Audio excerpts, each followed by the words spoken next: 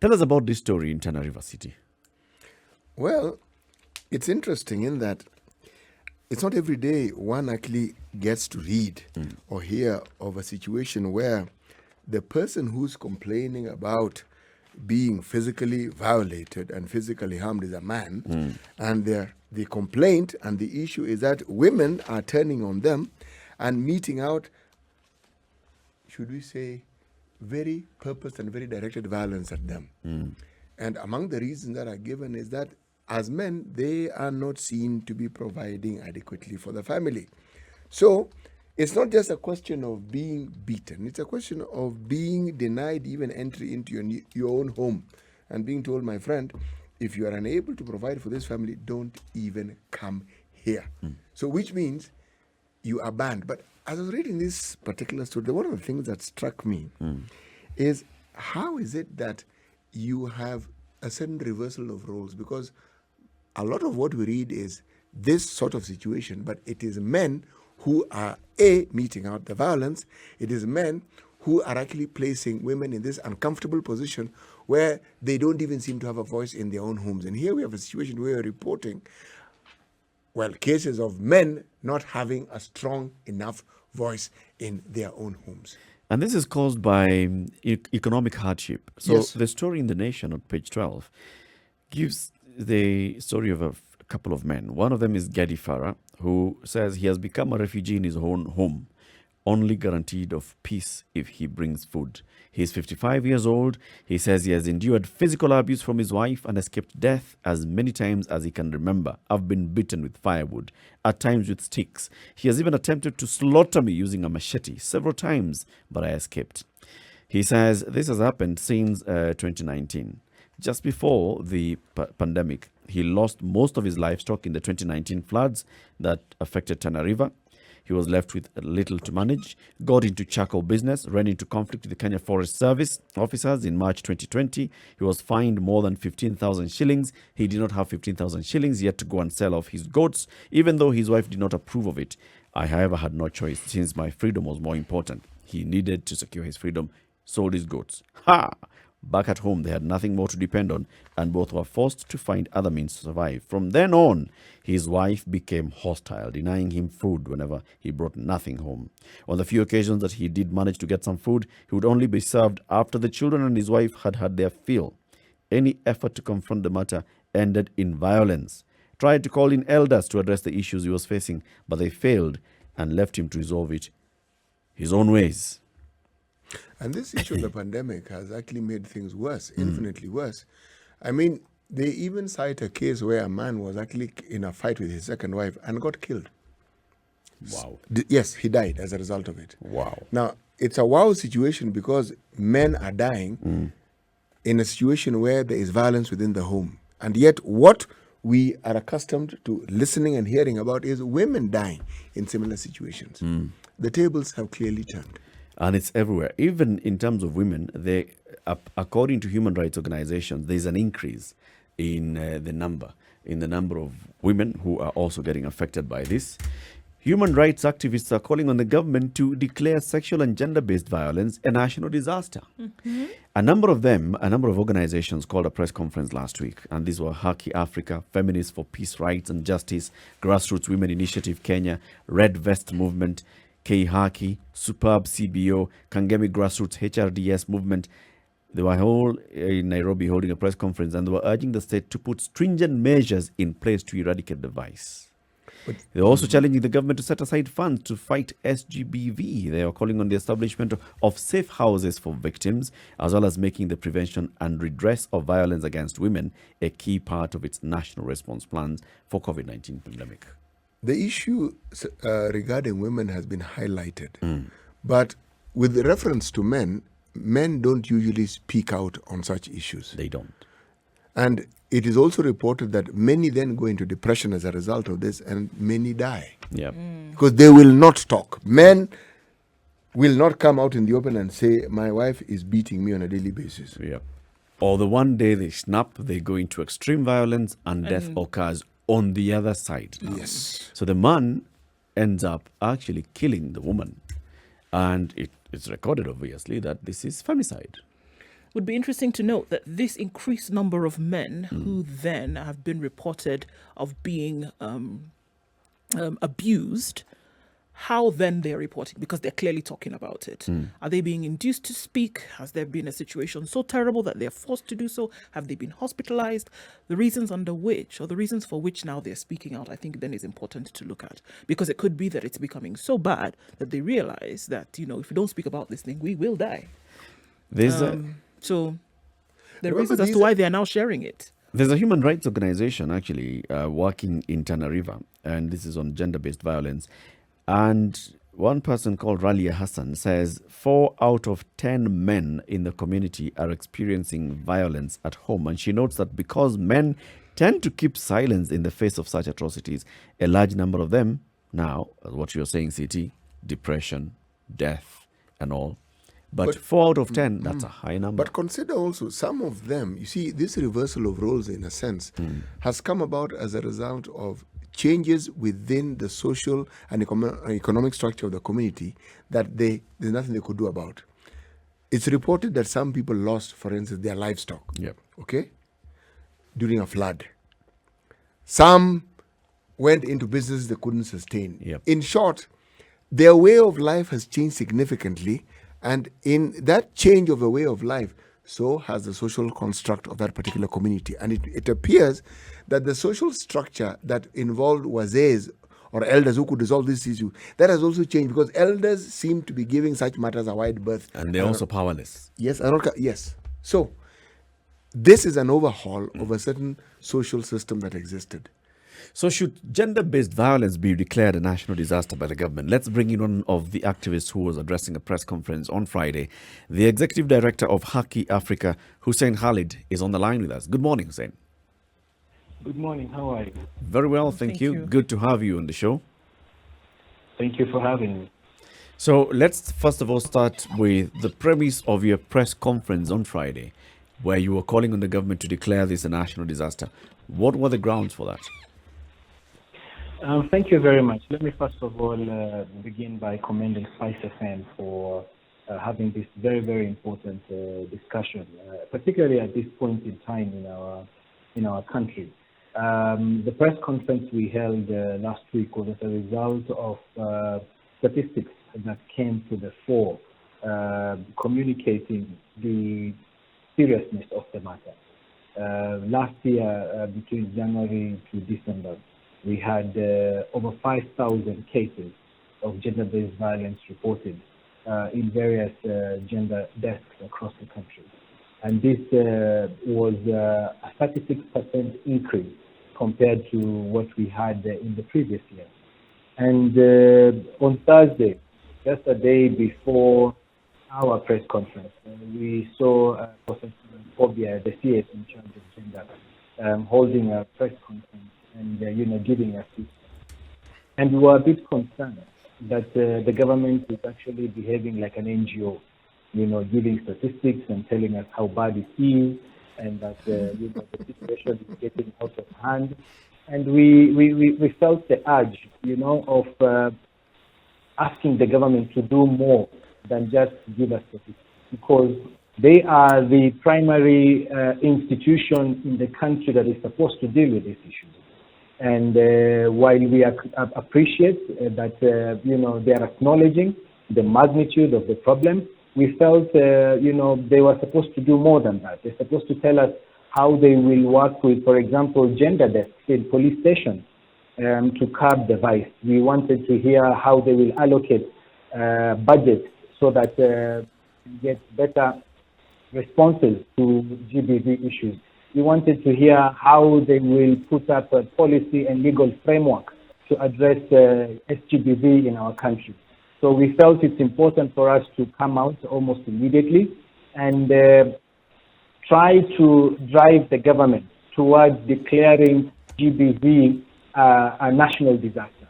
The thing about having an issue as a national disaster, it means every state department, every ministry will then need to plan on how they will address that particular issue within their ministry and within their department. And we felt if we were able to get that done, then we'll be able to marshal the entire government to start addressing SGBV seriously. That is why we held that press conference to push the government to do more than just, issuing statistics and facts and all that. We appreciated that, but we were very concerned that the government was behaving like another NGO. Okay, so now, as we're looking at these issues, Khalid, the question then comes in is that what would we expect to see rolled out with policy change, with basically everybody taking this and applying every available resource to this? What would we see, or what we need to see in terms of policy change? One. Two, we're saying then apply resources. In a lot of cases, this means money. How would we see the direct translation of money being allocated to now getting cases of GBV reduced? Let me also just acknowledge and appreciate the discussion that was going on before I was brought on board, and to say that the SGBV actually cuts across. And it's true that men are actually suffering in their homes. The statistics you gave us in Tana River, 4 out of 10, that's actually a very high number. I had not come across that, but of course we will also follow up with the civil society partners in Tana River to just establish how or why that is the case. But in terms of legal and policy structure, first of all, we have the SOA, or the Sexual Offences Act. The first thing we need to do is to ensure there is public awareness of this law. People need to understand that sexual harassment is not something that we as a country, through our legal framework, condone. In Haki Africa's report, for example, at the court, gender-based violence increased by over 900% last year. 900% compared to the previous year. And if you actually look at how this came to be, you'll find that the COVID-19 pandemic had a direct link to the rise in numbers. Most of the violations were happening at night when the curfew was on, so many of the victims could not actually go outside to seek help. You also had violations that happened during the cessation of movement. So, for example, you have a domestic worker who is working in County A, but his home is in County B, or her home is in County B.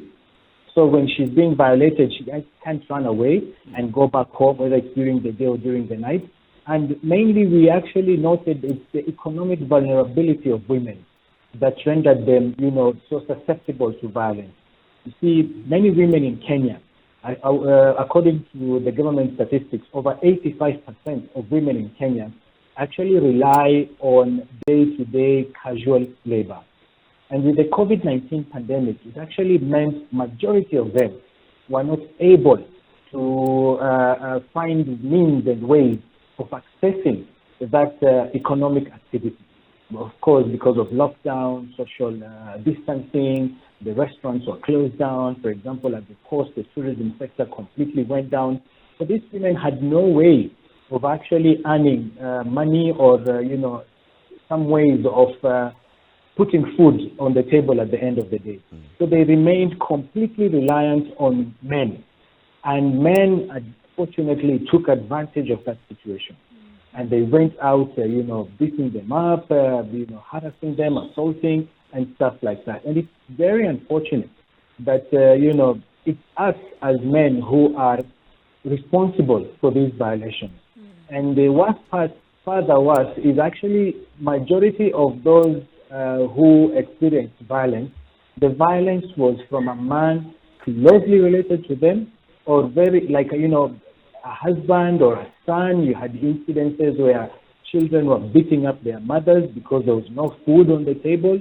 And if not immediate family, then it was either a close friend or a relative who is very well known to the victim. So these are some of the issues that we think the legal framework will be able to address. If there is awareness, if people know that doing this is wrong, and if women understand that if this is done to me, then I can actually go out and seek justice. That is very important.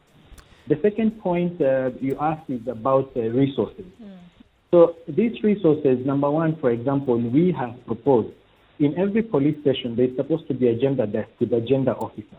So we were proposing to triple the number of gender officers in police stations, and more so to have women, womaning those deaths.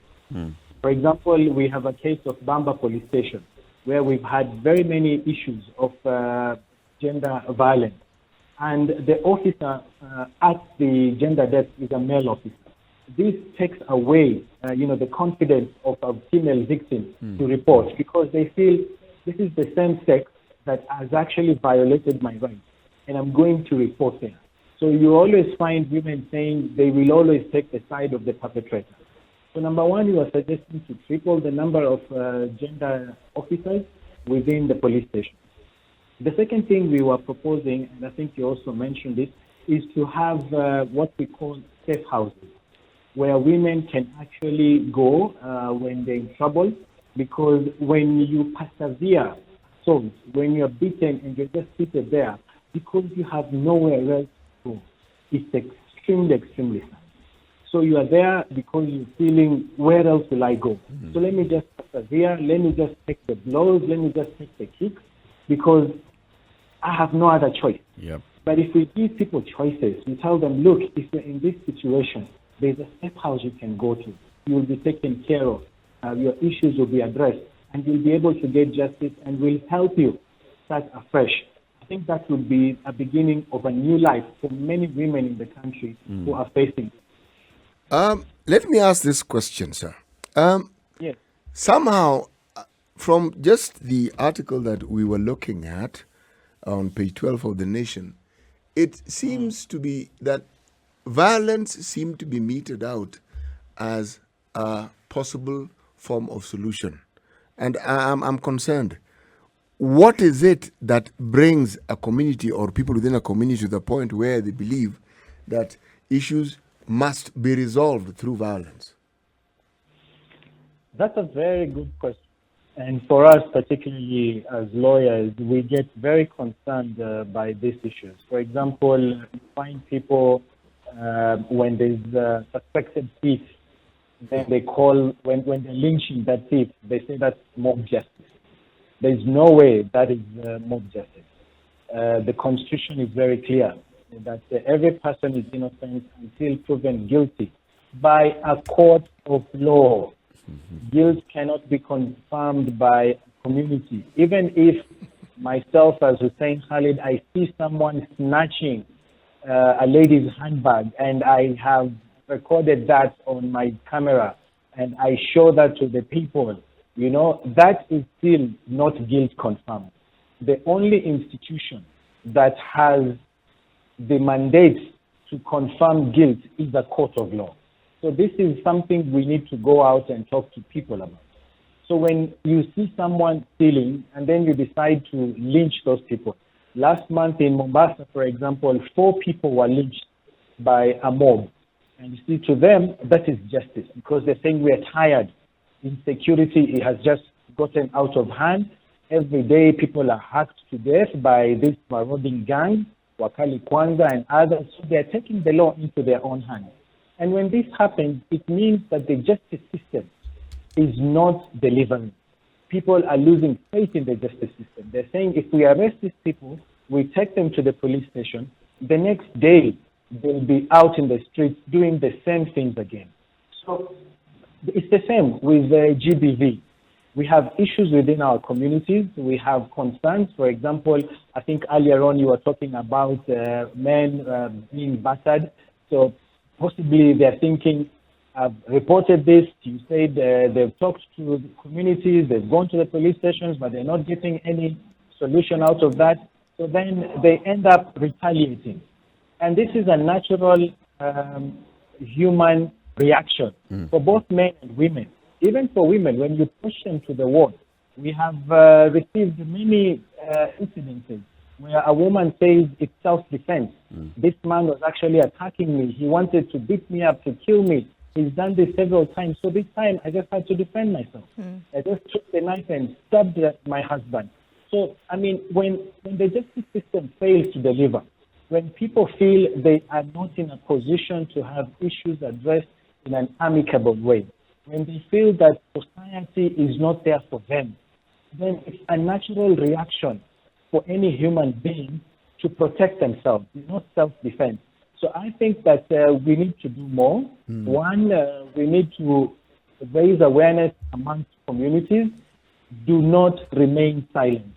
When you see violence in your neighbor's home, when you see violence in your relative's home, you need to speak up. You need to make sure those people get the necessary help they need. When it's violence that is gotten out of hand, sometimes it's defilement. A father is perennially defiling his child or his daughter.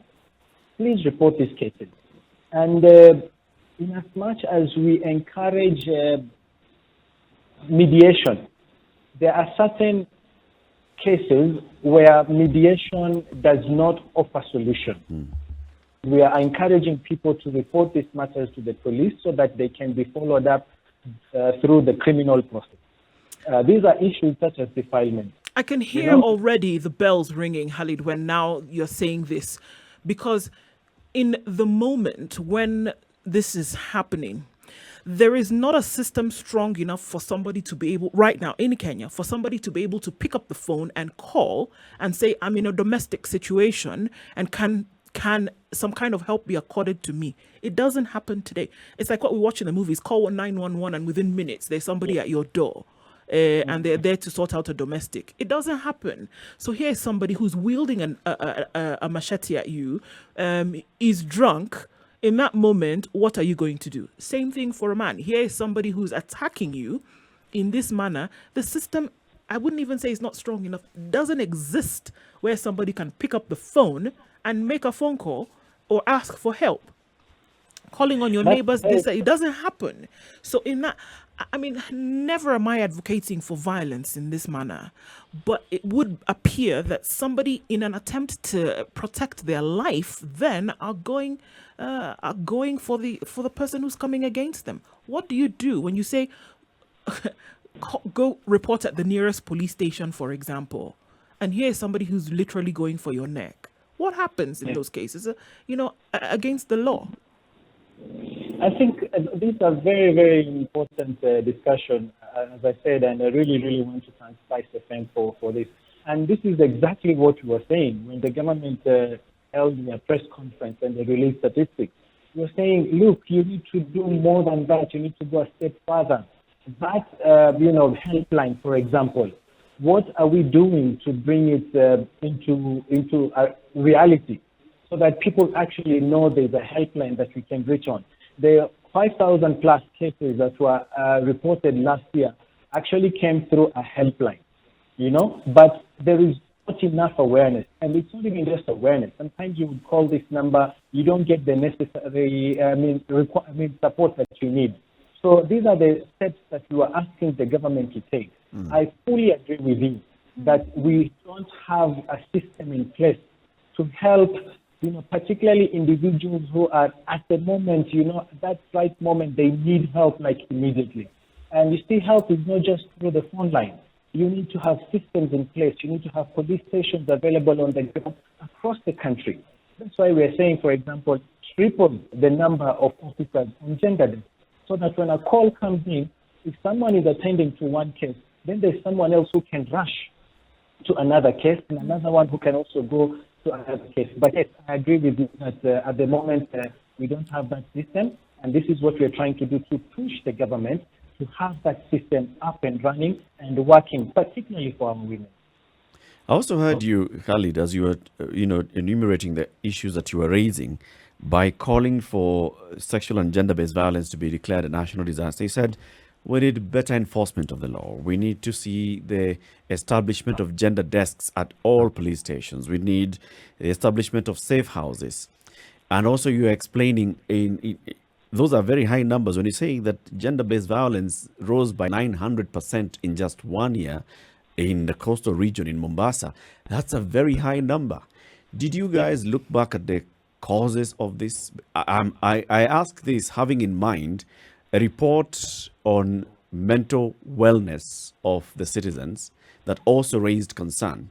And also looking at this particular story that's been highlighted here, this is just gender-based violence directed towards men, and these are husbands, not just any man on the street. This is somebody who's the head of a family, providing for their family, then suddenly they are unable to provide, and then they get into this conflict with their wives, and violence ensues. Is it not possible that one of the reasons why you're seeing this rise in gender-based violence, yes, there is that incident where this person, it's a power game. The person who is able to provide is taking advantage of this woman, for example, who's lost their source of income in the hotel industry, but also the issue of mental wellness. That it's because of the very many cases of people having mental issues that just come out in the form of violence. And how do we address that?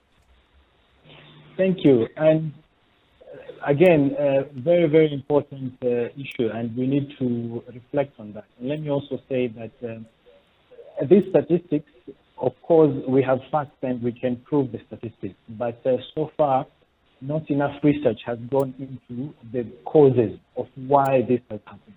So a majority of us who are releasing these statistics, including government, are pointing fingers, of course, at mental wellness, the COVID-19 pandemic, the economic hardships that people are going through, because that's what we've had over the last 1 year or so. But I fully agree that we need to do further than that.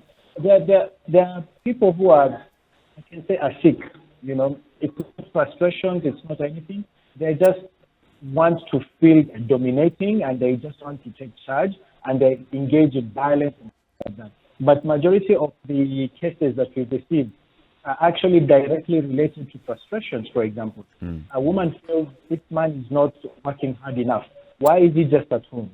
You know, she's not understanding that opportunities are not there anymore.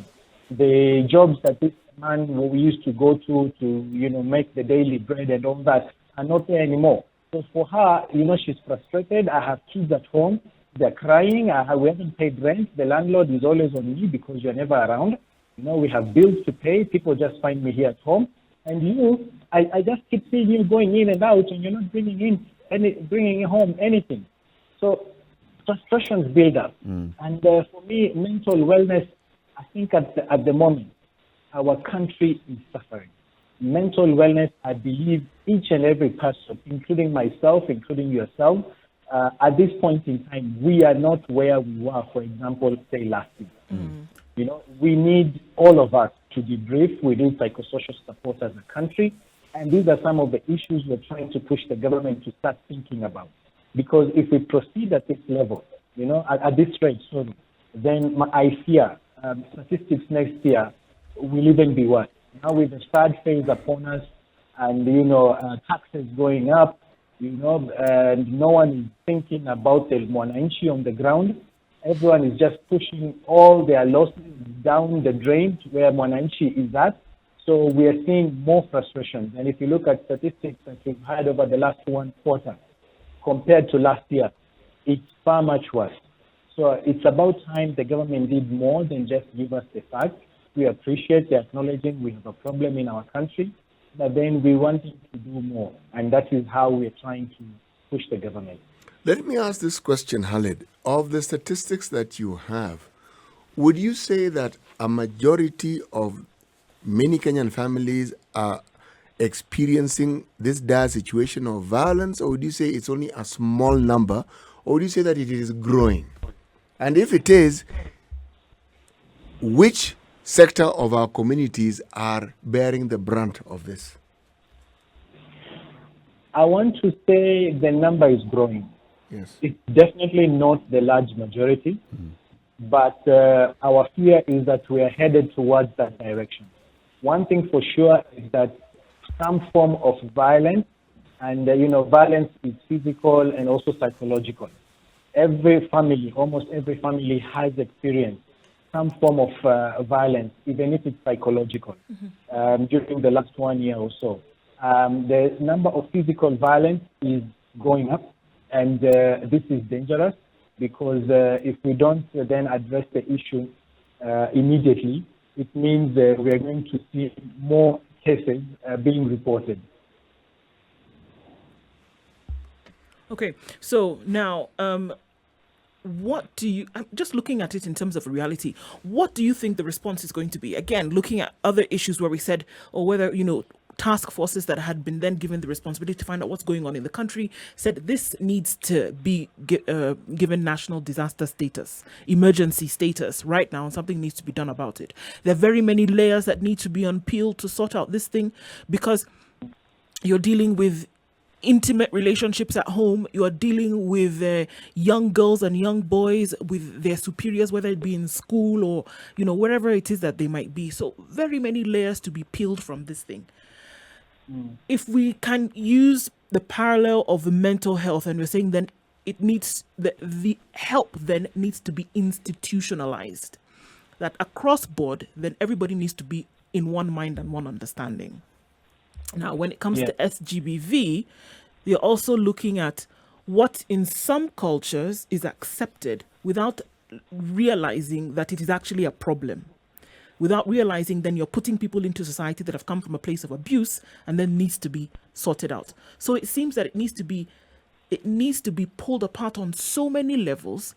And do you think that the response will be from a government that do they have the wherewithal, whether it's just resources, but even a policy and understanding, comprehension and willingness to then sort it out? Yeah, I mean, we have to give credit where it's due. And I think, number one, we appreciate that the government has acknowledged that this is a problem. And it's talked about in different fora. We have different government authorities raising awareness about this issue. But that's our concern, that, that in itself is not enough. And I would totally agree with you that there are different layers.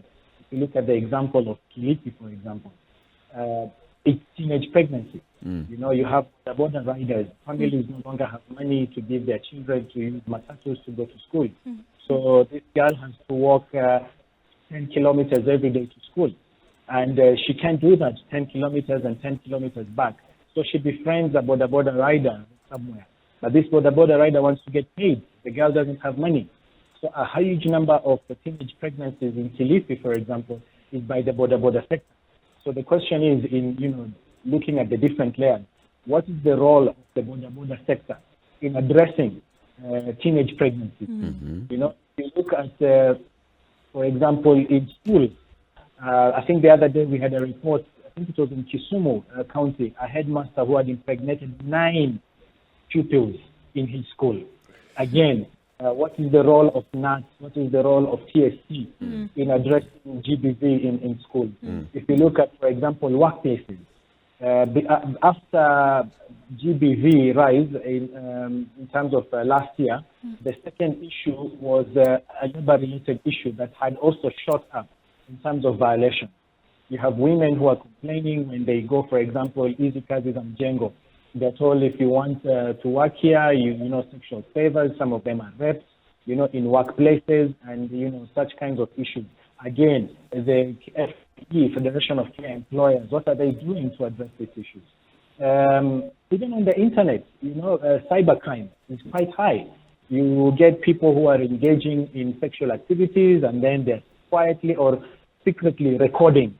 You are with your girlfriend or with your boyfriend and you invite them to your home or to a hotel, but you have a hidden camera, you are recording, and then later on when issues are not good, you expose those videos and you show them out to social media. So it's a mix of many issues. And I think this is where we need to have that national dialogue so that people can sit down, and it's only the government that has the resources, the capacity, the manpower to bring everyone together to address this. And we feel the government can only do that once they declare SGBV a national disaster, so that all of us can concentrate our efforts on addressing this vice in our society. What do you think? Do you agree with Hussein Khalid and the other human rights organizations who are calling for sexual and gender-based violence to be declared a national disaster? We'd like to hear from you. Also, there are many people who could be listening and they'd like one or two issues of advice or some points of concern to raise. You can speak to Hussein Khalid. He is here with us. 0719-012-600 is the number to call, or Spice FM KE on YouTube, on Facebook, on Twitter, and Instagram. Any questions for Hussein Khalid? and whether you agree that we have reached a point where sexual and gender-based violence needs to be declared a national disaster so that all organs of government address this at some point.